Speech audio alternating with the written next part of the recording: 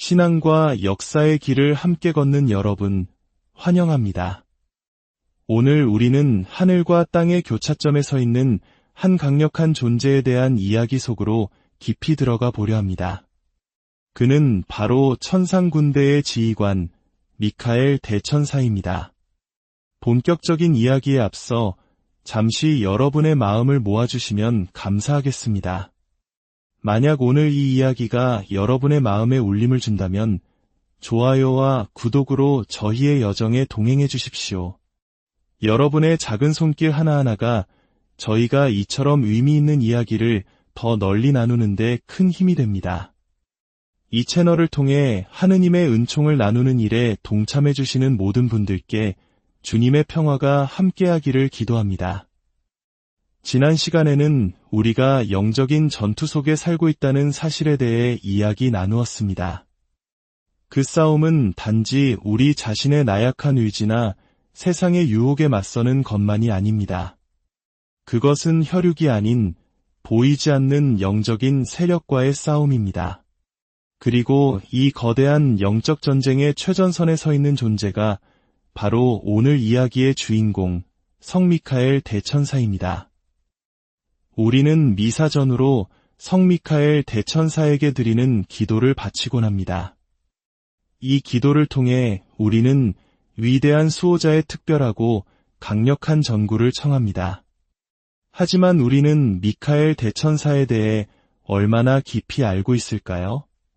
오늘 이 시간에는 성 미카엘 대천사라는 존재, 그리고 우리가 바치는 그 기도의 유래와 의미에 대해 함께 성찰해 보고자 합니다. 먼저 미카엘 대천사가 과연 누구인지 성경의 기록을 통해 살펴보고 나아가 천사라는 존재 자체의 본질에 대해서도 잠시 묵상해 보겠습니다. 그리고 교회의 역사 속에서 미카엘 대천사가 어떻게 우리와 함께 왔는지, 마지막으로 우리가 바치는 기도가 어떻게 탄생하게 되었는지 그 흥미로운 이야기를 따라가 보겠습니다. 자, 이제 성부와 성자와 성령의 이름으로 우리의 여정을 시작하겠습니다. 먼저 미카엘 대천사께 드리는 특별한 기도로 이 시간을 시작하겠습니다. 우리가 흔히 하는 기도와는 조금 다르지만 그 안에 담긴 깊은 의미를 느껴보시기 바랍니다. 5. 영광스러운 천상군대의 지휘관 성 미카엘이여, 영혼들의 수호자시며 반역하는 영들을 물리치시는 분, 하느님 지배종이며 저희의 경탄하올 인도자시여, 당신은 탁월함과 초인적인 덕으로 빛나시나이다. 굳은 믿음으로 당신께 의탁하는 저희를 모든 악에서 구하시고 당신의 자비로운 보호로 저희가 나날이 더욱 충실하게 하느님을 섬길 수 있도록 도와주소서. 우리 주 그리스도를 통하여 비나이다. 아멘. 이 기도문 속에 등장하는 천상군대의 지휘관, 영혼들의 수호자, 반역하는 영들을 물리치시는 분과 같은 표현들이 오늘 이야기를 통해 더욱 명확하게 여러분의 마음에 와닿게 될 것입니다. 제1부, 성경 속의 미카엘, 하느님을 닮은 자. 먼저 미카엘이라는 이름의 뜻부터 살펴보겠습니다. 히브리어로 미카엘은 누가 하느님과 같으랴? 라는 뜻을 지닌 질문입니다. 이는 단순한 질문이 아니라 그 누구도 하느님과 같을 수 없다는 강력한 선언입니다. 성경에 나오는 이름들 중 사무엘, 라파엘, 가브리엘처럼 엘로 끝나는 이름들은 보통 하느님과 관련된 의미를 담고 있습니다. 엘은 하느님을 뜻하는 히브리어 엘로힘에서 온 것이기 때문입니다. 전승에 따르면 가장 빛나는 천사였던 루치펠은 교만함에 빠져 스스로 하느님과 같아지려 했습니다. 바로 이때 미카엘이 나서서 누가 하느님과 같으랴 외치며 그와 타락한 천사들을 상대로 싸워 승리했다고 합니다. 하느님만이 유일하고 지고한 분이심을 선포하며 교만한 영들을 내쫓은 것입니다. 이는 창세기에서 사탄이 첫 인류에게 너희도 하느님처럼 될 수 있다고 속삭였던 유혹과도 맞닿아 있습니다. 구약성경 다니엘서 10장을 보면 미카엘 대천사에 대한 중요한 언급이 나옵니다. 당시 이스라엘 민족은 페르시아 제국의 지배 아래 유배 생활을 하고 있었습니다. 다니엘서에는 각 나라마다 그 나라를 지키는 수호천사가 있다는 인식이 나타납니다. 마치 개인에게 수호천사가 있듯 민족에게도 그들을 돌보는 천사가 있다는 믿음이었죠. 다니엘서 10장 13절은 이렇게 말합니다. 페르시아 왕국의 수령이 20하루 동안 나를 막았소. 그러나 수석 수령의 하나인 미카엘이 나를 도우러 와 주었소. 그리고 21절에서는 이들을 거슬러 나를 도와줄 이가 너희의 수령 미카엘밖에는 없소 라고 말합니다. 여기서 미카엘은 수석 수령, 즉 으뜸가는 제후이자 이스라엘 민족의 특별한 보호자로 묘사됩니다. 우리가 기도문에서 미카엘을 영광스러운 지휘관 또는 왕자와 같이 부르는 이유가 바로 여기에 있습니다. 신약 성경으로 넘어오면 미카엘의 역할은 더욱 극적으로 드러납니다. 특히 요한 묵시록 12장은 하늘에서 벌어진 거대한 전쟁을 생생하게 묘사합니다.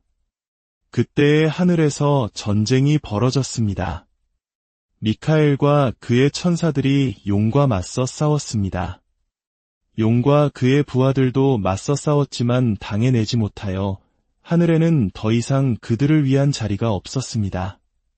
그리하여 그 큰 용, 그 옛날의 뱀, 악마라고도 하고 사탄이라고도 하는 자, 온 세계를 속이던 그 자가 떨어졌습니다. 그가 땅으로 떨어졌고 그의 부하들도 그와 함께 떨어졌습니다. 이 구절은 미카엘이 사탄과의 싸움에서 승리했음을 분명히 보여줍니다. 하지만 이야기는 여기서 끝나지 않습니다. 패배한 사탄과 그의 무리는 바로 우리가 사는 이 땅으로 쫓겨나 마지막 때까지 우리를 상대로 싸움을 계속하고 있다는 슬픈 소식도 함께 전해줍니다. 이것이 바로 우리가 왜 미카엘 대천사의 도움이 절실히 필요한지를 알려주는 대목입니다. 제2부, 천사란 어떤 존재인가? 미카엘 대천사를 더 깊이 이해하기 위해 우리는 먼저 천사라는 존재에 대해 알아볼 필요가 있습니다. 가톨릭 교회 교리서는 328항부터 336항까지 천사에 대해 명확히 가르치고 있습니다. 우리가 주일 미사 때마다 바치는 사도신경을 기억해 보십시오. 전능하신 천주성부, 천지의 창조주를 저는 믿나이다. 그리고 보이는 것과 보이지 않는 모든 것의 창조주이신 주님을 믿나이다. 라고 고백합니다. 우리가 입술로 쉽게 고백하는 이 보이지 않는 세계의 핵심적인 존재가 바로 천사들입니다. 천사는 하느님에 의해 창조된 존재입니다. 영원 전부터 존재했던 것이 아니라 우리처럼 하느님의 뜻에 따라 창조되었습니다. 그들은 육체가 없는 순수한 영적 존재이며 우리 영혼처럼 불멸합니다. 한번 창조된 이상 결코 사라지지 않습니다. 또한 천사들은 우리처럼 지성과 자유의지를 가지고 있습니다. 그러나 그들의 지성은 물질의 제약을 받지 않기 때문에 우리보다 훨씬 뛰어나고 명석합니다. 그들은 하느님을 직접 배웁고 섬기며 그분의 뜻을 인간에게 전하는 사자의 역할을 합니다. 그래서 천사라는 뜻의 영어 단어 에인젤은 전령을 의미하는 그리스어 엔젤로즈에서 유래했습니다. 하지만 천사들 역시 자유의지를 통한 시험을 거쳐야 했습니다. 이 시험 앞에서 일부 천사들은 교만으로 하느님께 등을 돌렸고 이것이 바로 타락한 천사, 즉 악마의 시작이었습니다. 그리고 그들을 이끌었던 것이 바로 루치펠, 즉 사탄입니다. 여기서 우리는 이런 질문을 던져볼 수 있습니다. 과연 타락한 천사들은 자신들의 선택을 후회할까요? 교회의 전승에 따르면 그렇다고 할 수 있습니다. 하지만 그들의 후회는 뉘우침과 회개로 이어지는 후회가 아닙니다. 그것은 영원한 행복을 스스로 걷어찬 데서 오는 끝없는 슬픔과 질투, 그리고 비참함입니다. 그들은 자신들이 잃어버린 기쁨을 우리가 누리는 것을 견디지 못합니다. 그래서 끊임없이 우리를 유혹하여 자신들과 같은 불행의 구렁텅이로 끌어들이려 하는 것입니다. 사탄은 결코 이것을 선택하면 불행해질 거야 라고 말하지 않습니다. 오히려 이것이야말로 진정한 행복으로 가는 길이야 라고 속삭이며 우리를 거짓된 약속으로 유혹합니다. 제3부 교회 역사 속의 미카엘 대천사에 대한 공경은 교회 역사 안에서 계속 이어져 왔습니다. 특히 두 가지 중요한 사건이 있습니다. 첫 번째는 6세기 로마에서 일어난 일입니다. 당시 로마는 끔찍한 흑사병으로 고통받고 있었습니다. 성대 그레고리오 교황은 전염병을 멈추기 위해 신자들과 함께 장엄한 기도의 행렬을 이끌었습니다. 행렬이 하드리아누스 황제의 영묘 꼭대기에 다다랐을 때 교황은 칼을 칼집에 꽂는 미카엘 대천사의 환시를 보았습니다. 그리고 기적처럼 그 순간부터 흑사병이 멈추기 시작했습니다.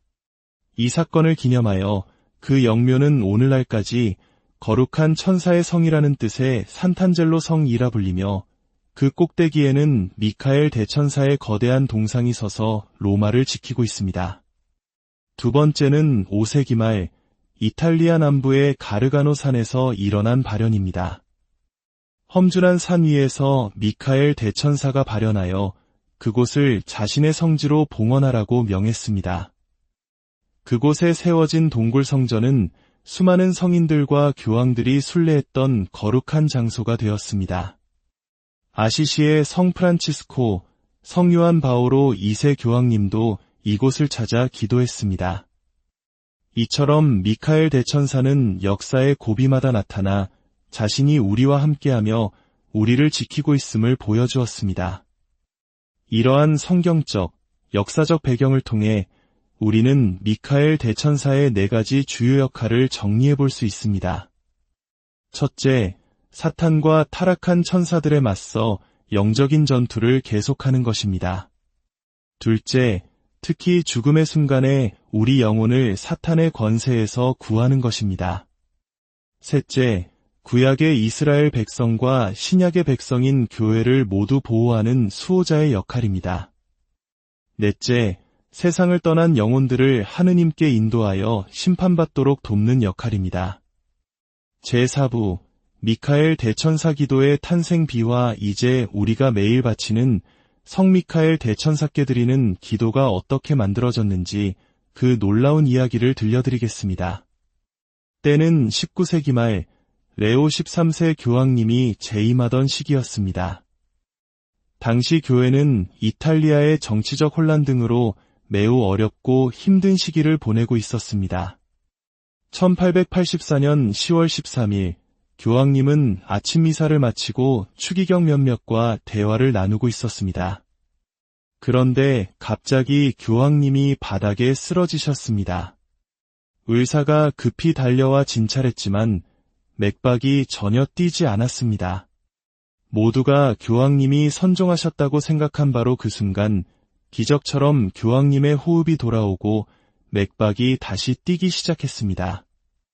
정신을 차린 교황님은 떨리는 목소리로 이렇게 말했습니다. 나는 너무나 끔찍한 광경을 보도록 허락받았소. 교황님은 생명의 흔적이 없었던 그 짧은 순간 동안 하느님께서 보여주신 특별한 환시를 체험했던 것입니다.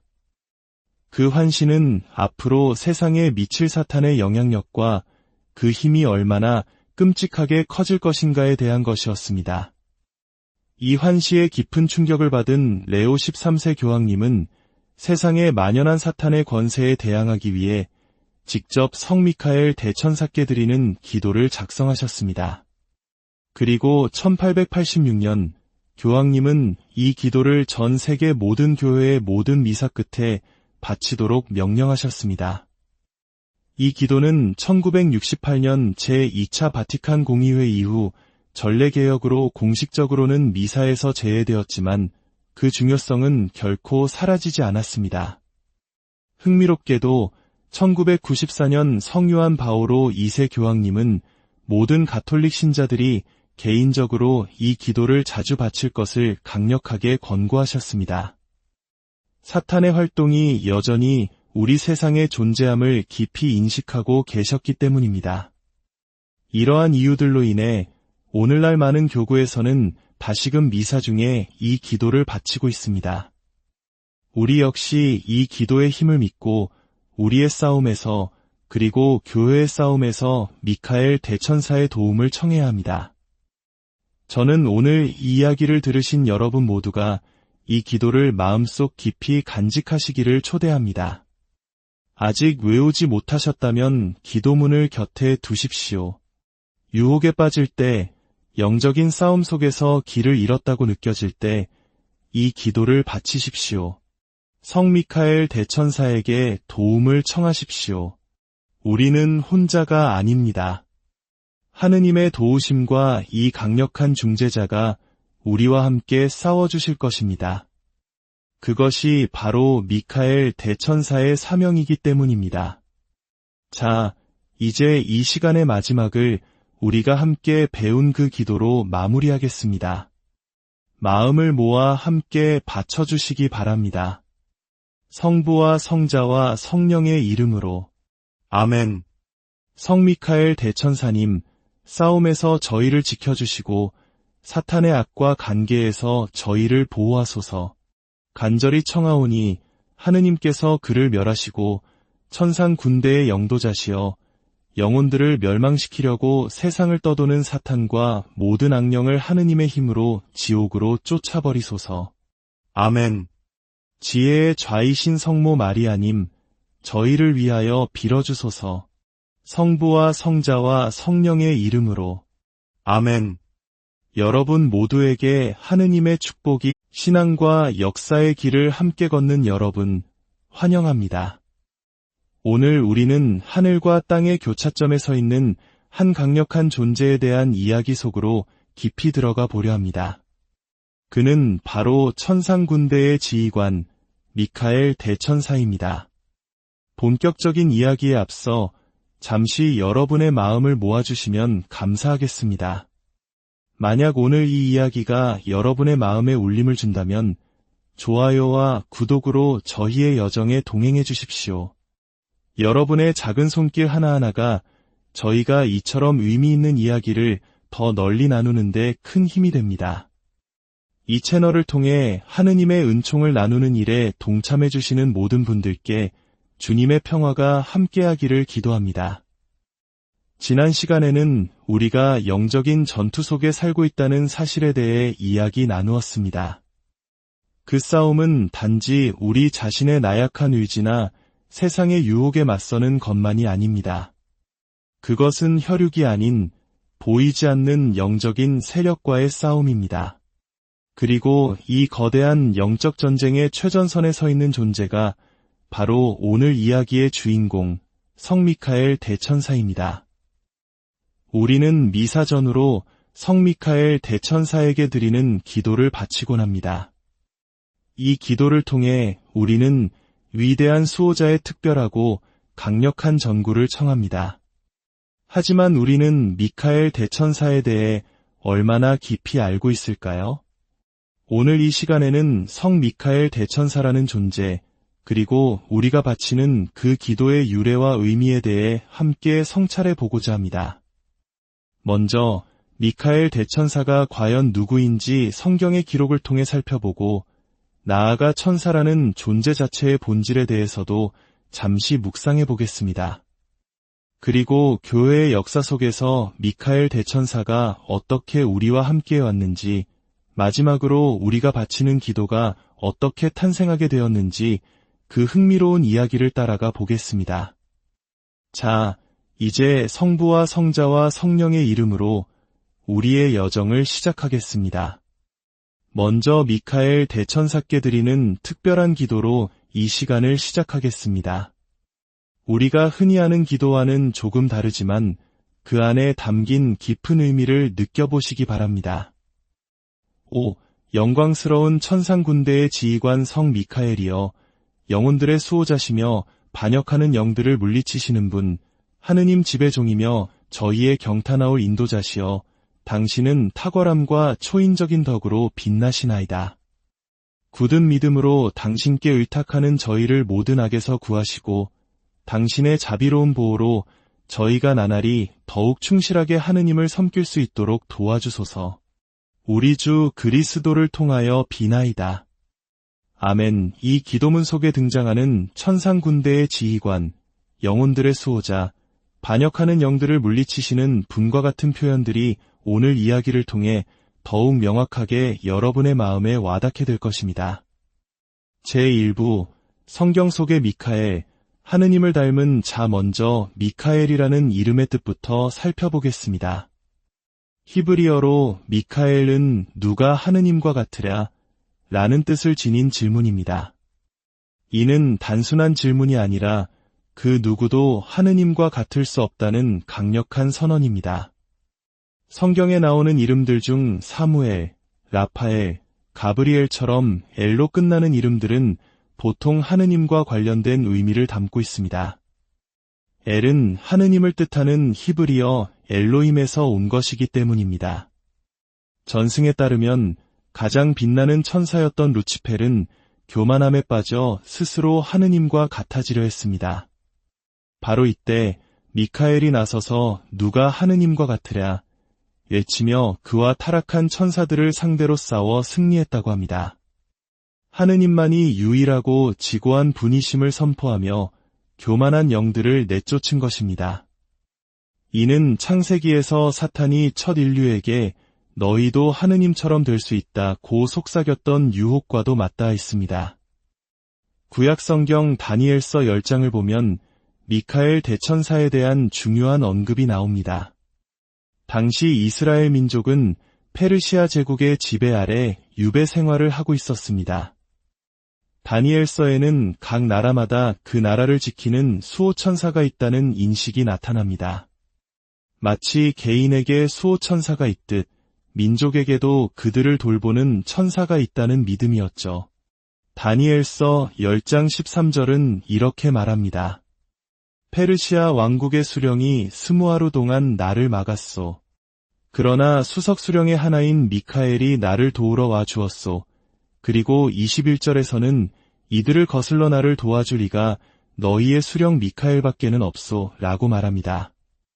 여기서 미카엘은 수석 수령, 즉 으뜸가는 제후이자 이스라엘 민족의 특별한 보호자로 묘사됩니다.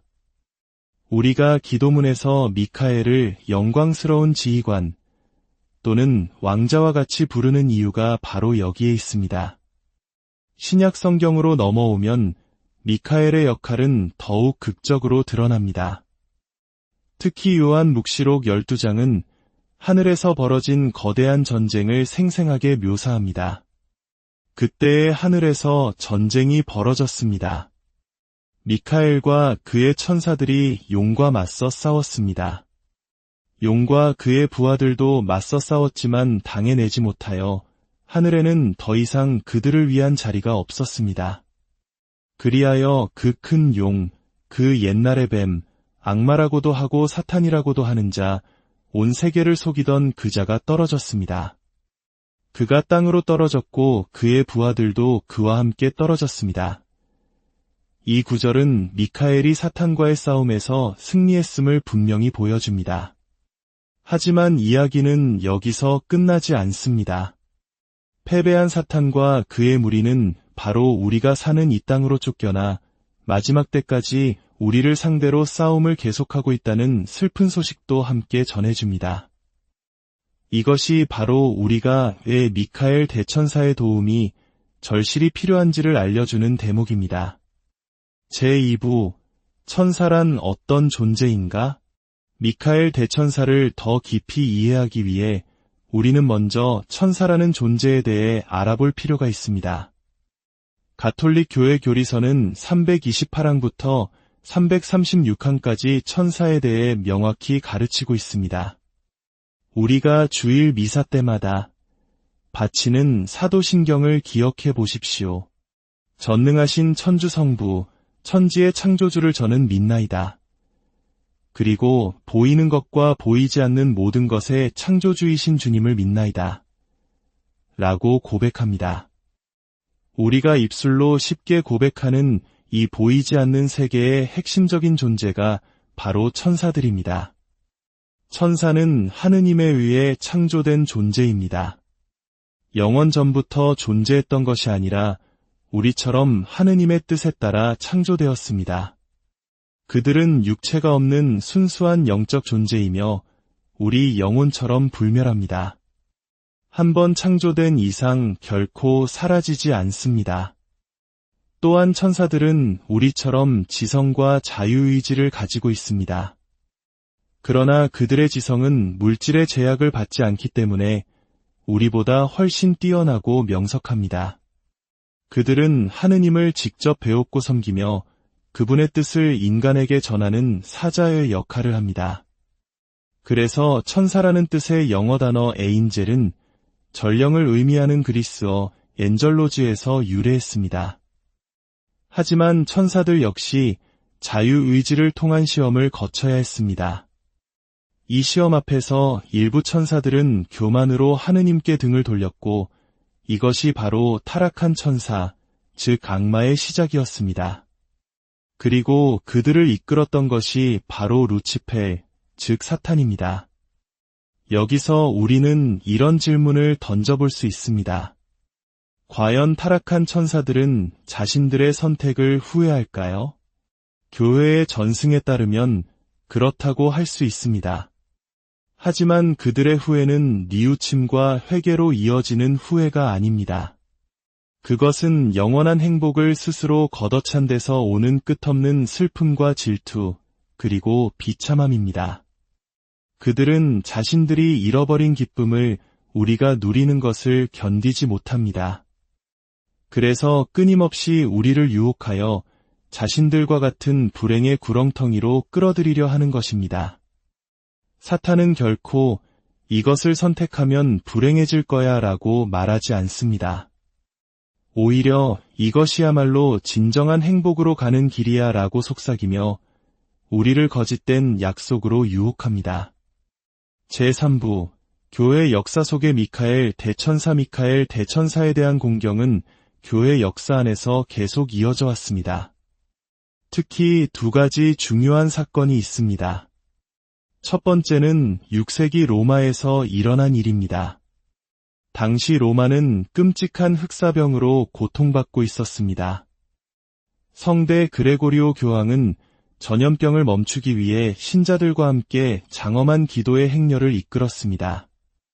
행렬이 하드리아누스 황제의 영묘 꼭대기에 다다랐을 때 교황은 칼을 칼집에 꽂는 미카엘 대천사의 환시를 보았습니다. 그리고 기적처럼 그 순간부터 흑사병이 멈추기 시작했습니다. 이 사건을 기념하여 그 영묘는 오늘날까지 거룩한 천사의 성이라는 뜻의 산탄젤로 성이라 불리며 그 꼭대기에는 미카엘 대천사의 거대한 동상이 서서 로마를 지키고 있습니다.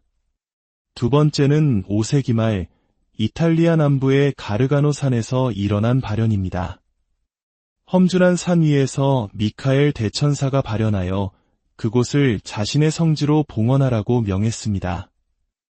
그곳에 세워진 동굴 성전은 수많은 성인들과 교황들이 순례했던 거룩한 장소가 되었습니다. 아시시의 성 프란치스코, 성 요한 바오로 2세 교황님도 이곳을 찾아 기도했습니다. 이처럼 미카엘 대천사는 역사의 고비마다 나타나 자신이 우리와 함께하며 우리를 지키고 있음을 보여주었습니다. 이러한 성경적, 역사적 배경을 통해 우리는 미카엘 대천사의 4가지 주요 역할을 정리해 볼 수 있습니다. 첫째, 사탄과 타락한 천사들에 맞서 영적인 전투를 계속하는 것입니다. 둘째, 특히 죽음의 순간에 우리 영혼을 사탄의 권세에서 구하는 것입니다. 셋째, 구약의 이스라엘 백성과 신약의 백성인 교회를 모두 보호하는 수호자의 역할입니다. 넷째, 세상을 떠난 영혼들을 하느님께 인도하여 심판받도록 돕는 역할입니다. 제4부, 미카엘 대천사 기도의 탄생 비와 이제 우리가 매일 바치는 성 미카엘 대천사께 드리는 기도가 어떻게 만들어졌는지 그 놀라운 이야기를 들려드리겠습니다. 때는 19세기 말 레오 13세 교황님이 재임하던 시기였습니다. 당시 교회는 이탈리아의 정치적 혼란 등으로 매우 어렵고 힘든 시기를 보내고 있었습니다.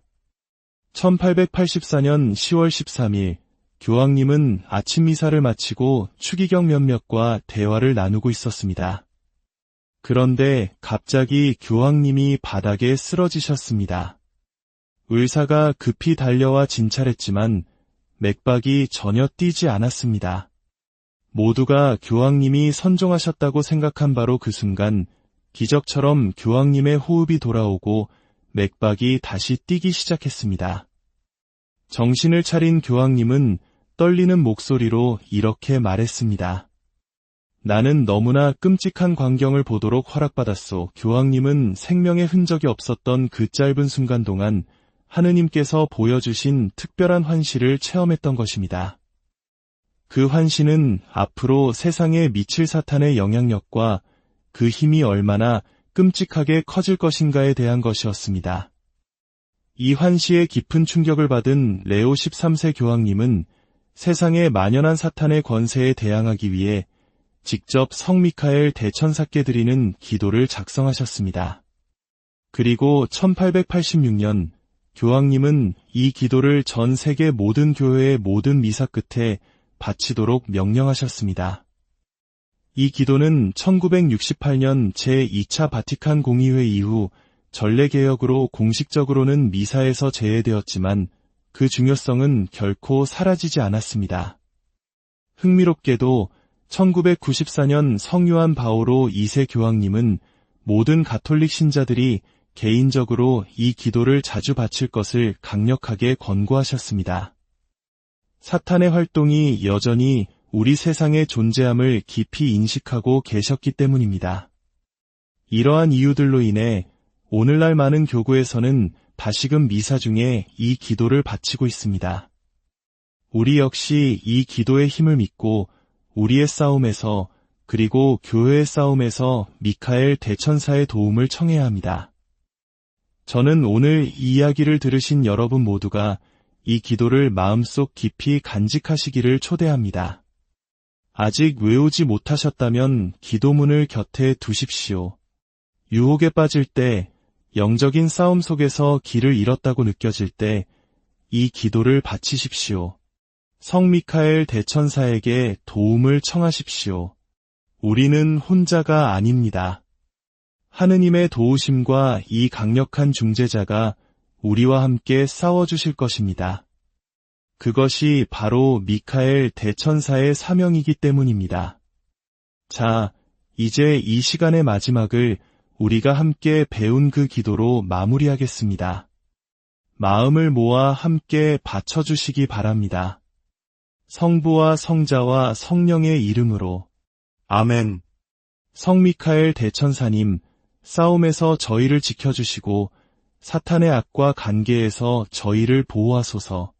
간절히 청하오니 하느님께서 그를 멸하시고 천상 군대의 영도자시여 영혼들을 멸망시키려고 세상을 떠도는 사탄과 모든 악령을 하느님의 힘으로 지옥으로 쫓아버리소서. 아멘. 지혜의 좌이신 성모 마리아님, 저희를 위하여 빌어주소서. 성부와 성자와 성령의 이름으로. 아멘. 여러분 모두에게 하느님의 축복이 신앙과 역사의 길을 함께 걷는 여러분, 환영합니다. 오늘 우리는 하늘과 땅의 교차점에 서 있는 한 강력한 존재에 대한 이야기 속으로 깊이 들어가 보려 합니다. 그는 바로 천상군대의 지휘관, 미카엘 대천사입니다. 본격적인 이야기에 앞서 잠시 여러분의 마음을 모아주시면 감사하겠습니다. 만약 오늘 이 이야기가 여러분의 마음에 울림을 준다면 좋아요와 구독으로 저희의 여정에 동행해 주십시오. 여러분의 작은 손길 하나하나가 저희가 이처럼 의미 있는 이야기를 더 널리 나누는 데 큰 힘이 됩니다. 이 채널을 통해 하느님의 은총을 나누는 일에 동참해 주시는 모든 분들께 주님의 평화가 함께하기를 기도합니다. 지난 시간에는 우리가 영적인 전투 속에 살고 있다는 사실에 대해 이야기 나누었습니다. 그 싸움은 단지 우리 자신의 나약한 의지나 세상의 유혹에 맞서는 것만이 아닙니다. 그것은 혈육이 아닌 보이지 않는 영적인 세력과의 싸움입니다.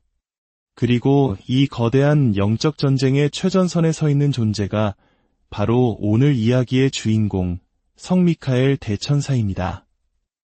우리는 미사전으로 성 미카엘 대천사에게 드리는 기도를 바치곤 합니다.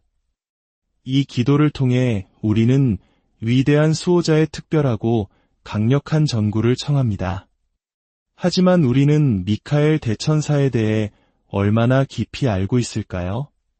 오늘 이 시간에는 성 미카엘 대천사라는 존재, 그리고 우리가 바치는 그 기도의 유래와 의미에 대해 함께 성찰해 보고자 합니다. 먼저 미카엘 대천사가 과연 누구인지 성경의 기록을 통해 살펴보고 나아가 천사라는 존재 자체의 본질에 대해서도 잠시 묵상해 보겠습니다. 그리고 교회의 역사 속에서 미카엘 대천사가 어떻게 우리와 함께 왔는지, 마지막으로 우리가 바치는 기도가 어떻게 탄생하게 되었는지 그 흥미로운 이야기를 따라가 보겠습니다. 자, 이제 성부와 성자와 성령의 이름으로 우리의 여정을 시작하겠습니다. 먼저 미카엘 대천사께 드리는 특별한 기도로 이 시간을 시작하겠습니다. 우리가 흔히 하는 기도와는 조금 다르지만 그 안에 담긴 깊은 의미를 느껴보시기 바랍니다. 5. 영광스러운 천상군대의 지휘관 성 미카엘이여, 영혼들의 수호자시며 반역하는 영들을 물리치시는 분, 하느님 집의 종이며 저희의 경탄하올 인도자시여, 당신은 탁월함과 초인적인 덕으로 빛나시나이다. 굳은 믿음으로 당신께 의탁하는 저희를 모든 악에서 구하시고 당신의 자비로운 보호로 저희가 나날이 더욱 충실하게 하느님을 섬길 수 있도록 도와주소서. 우리 주 그리스도를 통하여 비나이다. 아멘. 이 기도문 속에 등장하는 천상군대의 지휘관, 영혼들의 수호자, 반역하는 영들을 물리치시는 분과 같은 표현들이 오늘 이야기를 통해 더욱 명확하게 여러분의 마음에 와닿게 될 것입니다. 제1부, 성경 속의 미카엘, 하느님을 닮은 자. 먼저 미카엘이라는 이름의 뜻부터 살펴보겠습니다. 히브리어로 미카엘은 누가 하느님과 같으랴? 라는 뜻을 지닌 질문입니다. 이는 단순한 질문이 아니라 그 누구도 하느님과 같을 수 없다는 강력한 선언입니다. 성경에 나오는 이름들 중 사무엘, 라파엘, 가브리엘처럼 엘로 끝나는 이름들은 보통 하느님과 관련된 의미를 담고 있습니다. 엘은 하느님을 뜻하는 히브리어 엘로힘에서 온 것이기 때문입니다. 전승에 따르면 가장 빛나는 천사였던 루치펠은 교만함에 빠져 스스로 하느님과 같아지려 했습니다. 바로 이때 미카엘이 나서서 누가 하느님과 같으랴 외치며 그와 타락한 천사들을 상대로 싸워 승리했다고 합니다. 하느님만이 유일하고 지고한 분이심을 선포하며 교만한 영들을 내쫓은 것입니다. 이는 창세기에서 사탄이 첫 인류에게 너희도 하느님처럼 될 수 있다고 속삭였던 유혹과도 맞닿아 있습니다. 구약성경 다니엘서 10장을 보면 미카엘 대천사에 대한 중요한 언급이 나옵니다. 당시 이스라엘 민족은 페르시아 제국의 지배 아래 유배 생활을 하고 있었습니다. 다니엘서에는 각 나라마다 그 나라를 지키는 수호천사가 있다는 인식이 나타납니다. 마치 개인에게 수호천사가 있듯 민족에게도 그들을 돌보는 천사가 있다는 믿음이었죠. 다니엘서 10장 13절은 이렇게 말합니다. 페르시아 왕국의 수령이 20하루 동안 나를 막았소. 그러나 수석 수령의 하나인 미카엘이 나를 도우러 와 주었소. 그리고 21절에서는 이들을 거슬러 나를 도와줄 이가 너희의 수령 미카엘밖에는 없소 라고 말합니다. 여기서 미카엘은 수석 수령, 즉 으뜸가는 제후이자 이스라엘 민족의 특별한 보호자로 묘사됩니다. 우리가 기도문에서 미카엘을 영광스러운 지휘관 또는 왕자와 같이 부르는 이유가 바로 여기에 있습니다. 신약 성경으로 넘어오면 미카엘의 역할은 더욱 극적으로 드러납니다. 특히 요한 묵시록 12장은 하늘에서 벌어진 거대한 전쟁을 생생하게 묘사합니다. 그때의 하늘에서 전쟁이 벌어졌습니다. 미카엘과 그의 천사들이 용과 맞서 싸웠습니다. 용과 그의 부하들도 맞서 싸웠지만 당해내지 못하여 하늘에는 더 이상 그들을 위한 자리가 없었습니다. 그리하여 그 큰 용, 그 옛날의 뱀, 악마라고도 하고 사탄이라고도 하는 자, 온 세계를 속이던 그 자가 떨어졌습니다. 그가 땅으로 떨어졌고 그의 부하들도 그와 함께 떨어졌습니다. 이 구절은 미카엘이 사탄과의 싸움에서 승리했음을 분명히 보여줍니다. 하지만 이야기는 여기서 끝나지 않습니다. 패배한 사탄과 그의 무리는 바로 우리가 사는 이 땅으로 쫓겨나 마지막 때까지 우리를 상대로 싸움을 계속하고 있다는 슬픈 소식도 함께 전해줍니다. 이것이 바로 우리가 왜 미카엘 대천사의 도움이 절실히 필요한지를 알려주는 대목입니다. 제2부, 천사란 어떤 존재인가? 미카엘 대천사를 더 깊이 이해하기 위해 우리는 먼저 천사라는 존재에 대해 알아볼 필요가 있습니다. 가톨릭 교회 교리서는 328항부터 336항까지 천사에 대해 명확히 가르치고 있습니다. 우리가 주일 미사 때마다 바치는 사도신경을 기억해 보십시오. 전능하신 천주성부, 천지의 창조주를 저는 믿나이다. 그리고 보이는 것과 보이지 않는 모든 것의 창조주이신 주님을 믿나이다. 라고 고백합니다. 우리가 입술로 쉽게 고백하는 이 보이지 않는 세계의 핵심적인 존재가 바로 천사들입니다. 천사는 하느님에 의해 창조된 존재입니다. 영원 전부터 존재했던 것이 아니라 우리처럼 하느님의 뜻에 따라 창조되었습니다. 그들은 육체가 없는 순수한 영적 존재이며 우리 영혼처럼 불멸합니다. 한번 창조된 이상 결코 사라지지 않습니다. 또한 천사들은 우리처럼 지성과 자유의지를 가지고 있습니다. 그러나 그들의 지성은 물질의 제약을 받지 않기 때문에 우리보다 훨씬 뛰어나고 명석합니다. 그들은 하느님을 직접 배웠고 섬기며 그분의 뜻을 인간에게 전하는 사자의 역할을 합니다. 그래서 천사라는 뜻의 영어 단어 에인젤은 전령을 의미하는 그리스어 엔젤로즈에서 유래했습니다. 하지만 천사들 역시 자유의지를 통한 시험을 거쳐야 했습니다. 이 시험 앞에서 일부 천사들은 교만으로 하느님께 등을 돌렸고 이것이 바로 타락한 천사, 즉 악마의 시작이었습니다. 그리고 그들을 이끌었던 것이 바로 루치펠, 즉 사탄입니다. 여기서 우리는 이런 질문을 던져볼 수 있습니다. 과연 타락한 천사들은 자신들의 선택을 후회할까요? 교회의 전승에 따르면 그렇다고 할 수 있습니다. 하지만 그들의 후회는 뉘우침과 회개로 이어지는 후회가 아닙니다.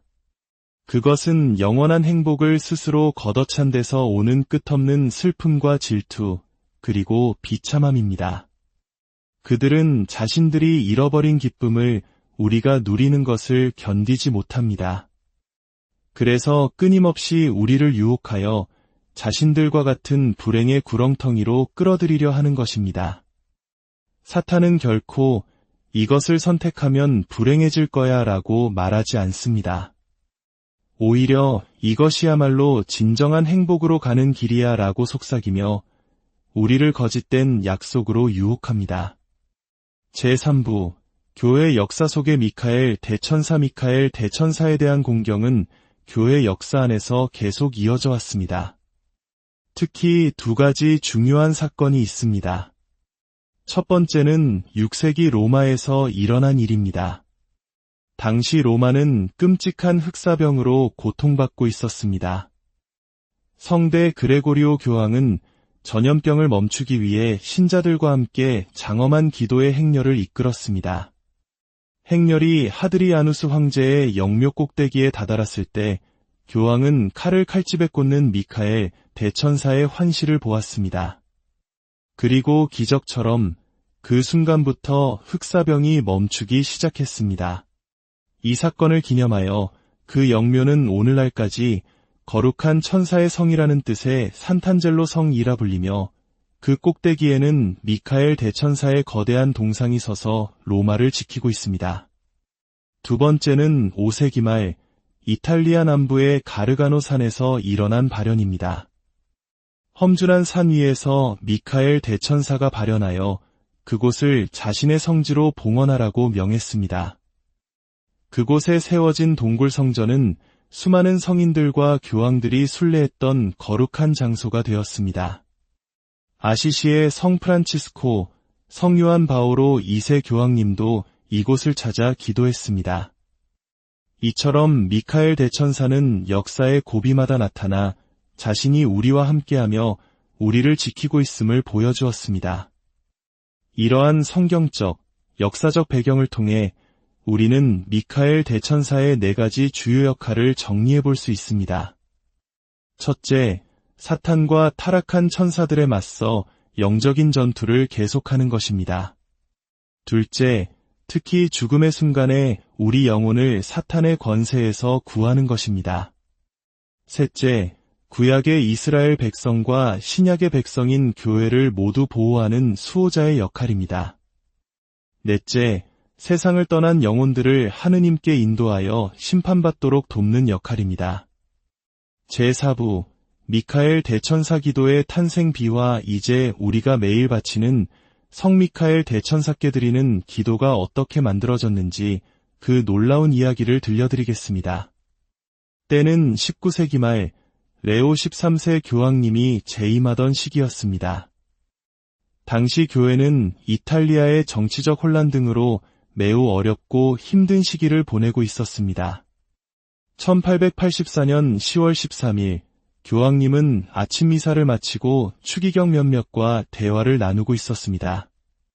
그런데 갑자기 교황님이 바닥에 쓰러지셨습니다.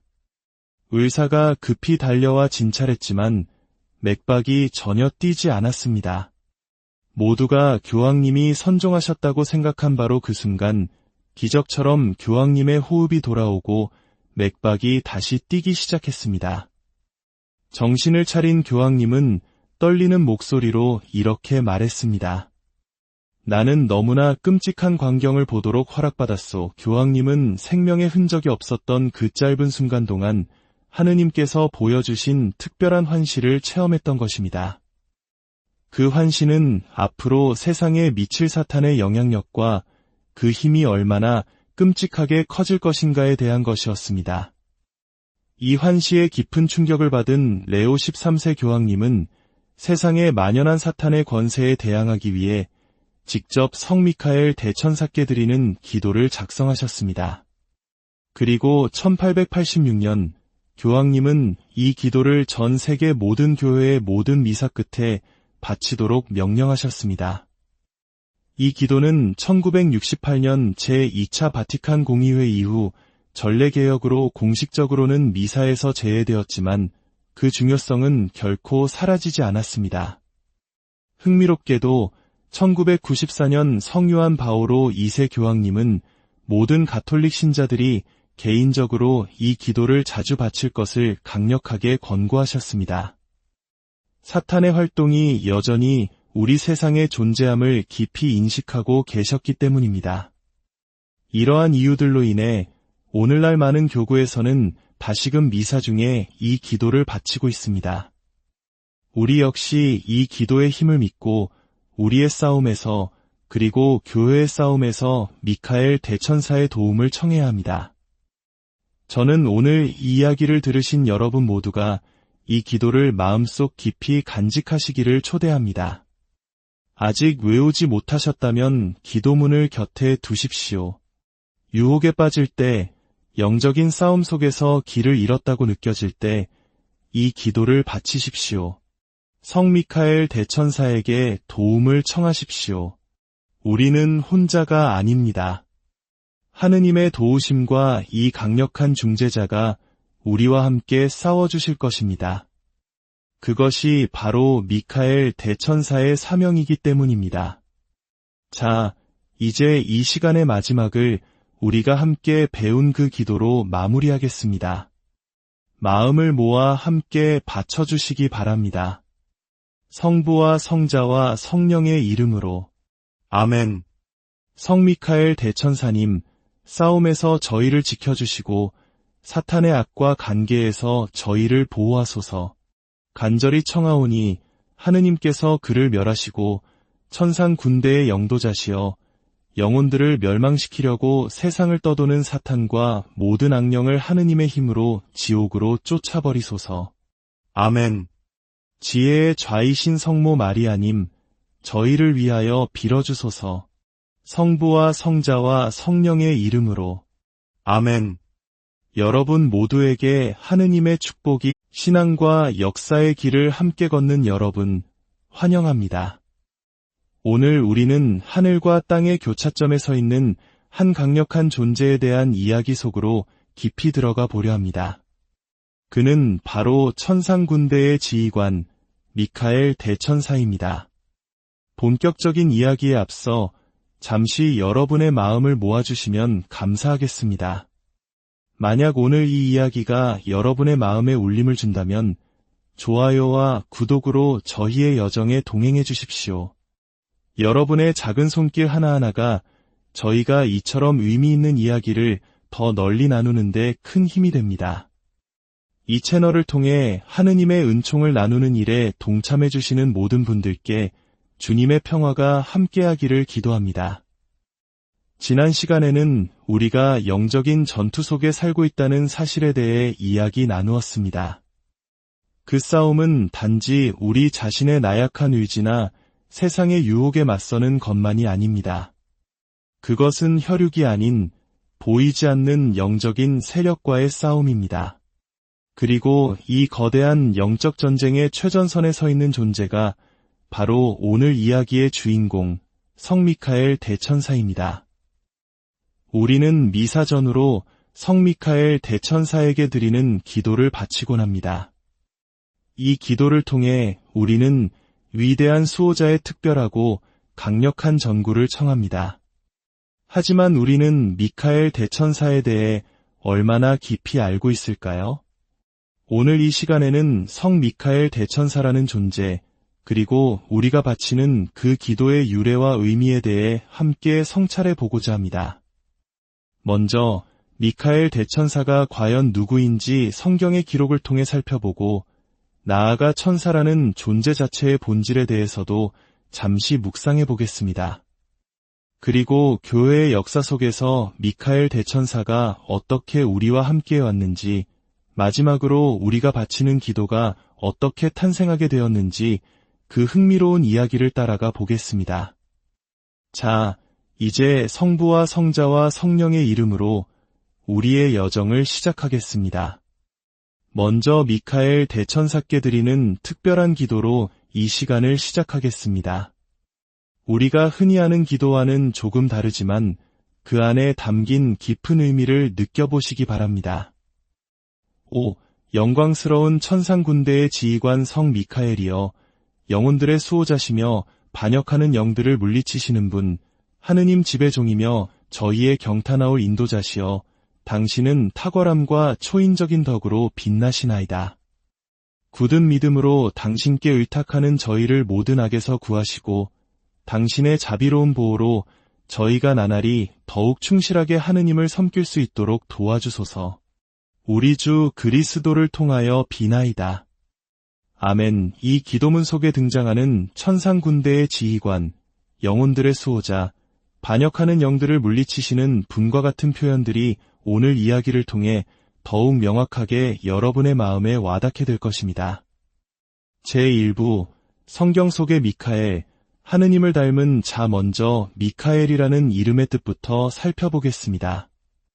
히브리어로 미카엘은 누가 하느님과 같으랴? 라는 뜻을 지닌 질문입니다. 이는 단순한 질문이 아니라 그 누구도 하느님과 같을 수 없다는 강력한 선언입니다. 성경에 나오는 이름들 중 사무엘, 라파엘, 가브리엘처럼 엘로 끝나는 이름들은 보통 하느님과 관련된 의미를 담고 있습니다. 엘은 하느님을 뜻하는 히브리어 엘로힘에서 온 것이기 때문입니다. 전승에 따르면 가장 빛나는 천사였던 루치펠은 교만함에 빠져 스스로 하느님과 같아지려 했습니다. 바로 이때 미카엘이 나서서 누가 하느님과 같으랴 외치며 그와 타락한 천사들을 상대로 싸워 승리했다고 합니다. 하느님만이 유일하고 지고한 분이심을 선포하며 교만한 영들을 내쫓은 것입니다. 이는 창세기에서 사탄이 첫 인류에게 너희도 하느님처럼 될 수 있다고 속삭였던 유혹과도 맞닿아 있습니다. 구약성경 다니엘서 10장을 보면 미카엘 대천사에 대한 중요한 언급이 나옵니다.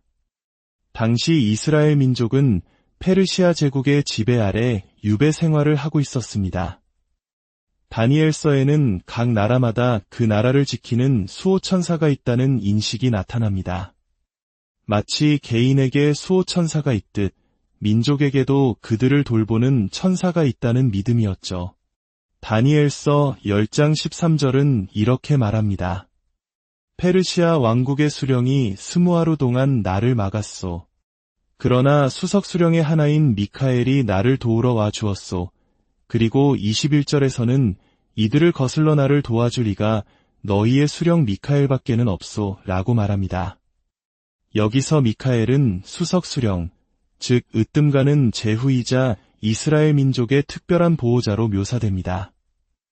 우리가 기도문에서 미카엘을 영광스러운 지휘관 또는 왕자와 같이 부르는 이유가 바로 여기에 있습니다.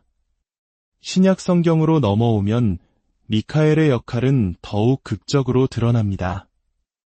특히 요한 묵시록 12장은 하늘에서 벌어진 거대한 전쟁을 생생하게 묘사합니다.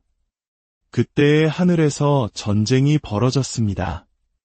미카엘과 그의 천사들이 용과 맞서 싸웠습니다. 용과 그의 부하들도 맞서 싸웠지만 당해내지 못하여 하늘에는 더 이상 그들을 위한 자리가 없었습니다. 그리하여 그 큰 용, 그 옛날의 뱀, 악마라고도 하고 사탄이라고도 하는 자, 온 세계를 속이던 그 자가 떨어졌습니다. 그가 땅으로 떨어졌고 그의 부하들도 그와 함께 떨어졌습니다. 이 구절은 미카엘이 사탄과의 싸움에서 승리했음을 분명히 보여줍니다. 하지만 이야기는 여기서 끝나지 않습니다. 패배한 사탄과 그의 무리는 바로 우리가 사는 이 땅으로 쫓겨나 마지막 때까지 우리를 상대로 싸움을 계속하고 있다는 슬픈 소식도 함께 전해줍니다. 이것이 바로 우리가 왜 미카엘 대천사의 도움이 절실히 필요한지를 알려주는 대목입니다. 제2부, 천사란 어떤 존재인가? 미카엘 대천사를 더 깊이 이해하기 위해 우리는 먼저 천사라는 존재에 대해 알아볼 필요가 있습니다. 가톨릭 교회 교리서는 328항부터 336항까지 천사에 대해 명확히 가르치고 있습니다. 우리가 주일 미사 때마다 바치는 사도신경을 기억해 보십시오. 전능하신 천주성부, 천지의 창조주를 저는 믿나이다. 그리고 보이는 것과 보이지 않는 모든 것의 창조주이신 주님을 믿나이다.